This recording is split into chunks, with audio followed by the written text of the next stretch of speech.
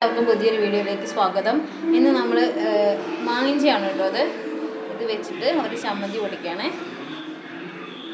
അപ്പം നമുക്ക് അതിലേക്ക് വേണ്ട സാധനങ്ങൾ നോക്കാം.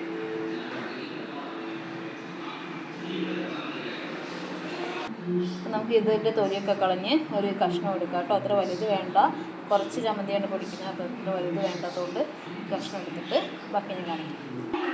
ഈ കഷ്ണമാണ് കേട്ടോ ഞാൻ എടുത്തിട്ടുള്ളത്. ഇത് ചുവ വരണമെങ്കിൽ ചെറിയ കഷ്ണം ഇട്ടാൽ ഒരു ടേസ്റ്റ് വരില്ല. അപ്പോൾ ഇത്ര പോകുന്ന കഷ്ണമാണ് ഞാൻ എടുത്തിട്ടുള്ളത്.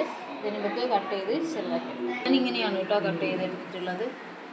നമ്മൾ എല്ലാം ഇങ്ങനെ മുറിച്ചെടുത്തിട്ടുണ്ട്. നമുക്ക് ഇതിലേക്കുള്ള തേങ്ങ നോക്കണം. ഇതിലേക്ക് ഒരു മുറി തേങ്ങ എടുത്തിട്ടുണ്ട്. നമ്മളിതാ തേങ്ങയൊക്കെ ചിലവ് റെഡിയാക്കി വെച്ചിട്ടുണ്ട്. ചെറിയുള്ളി എടുത്തിട്ടുണ്ട്. ചെറിയുള്ളി കുറച്ച് തോനിട്ടാലാണ് കേട്ടോ അതിന് ടേസ്റ്റ് ഉണ്ടാവുക. നമുക്ക് ആവശ്യത്തിന് കുറച്ച് പുളി വേണം കേട്ടോ. അപ്പോൾ അതെടുത്തിട്ടുണ്ട്.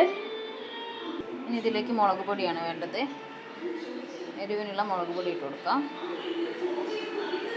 ആവശ്യത്തിന് ഉപ്പിട്ട് കൊടുക്കാം. അപ്പോൾ നമുക്കിതിലേക്ക് കറിവേപ്പില ഇട്ട് കൊടുക്കാം.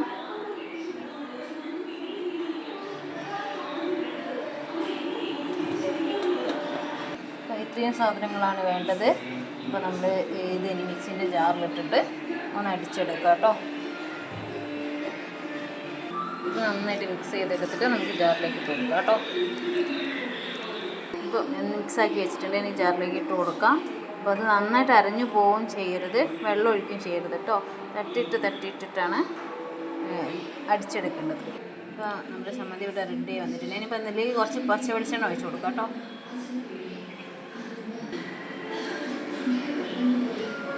ഇതുപോലെ അരയ്ക്കണം, അല്ലാതെ ഒരുപാട് അരിഞ്ഞു പോയാൽ രസം ഉണ്ടാവില്ല. അപ്പോൾ ഇത്ര അരിഞ്ഞാൽ മതി കേട്ടോ.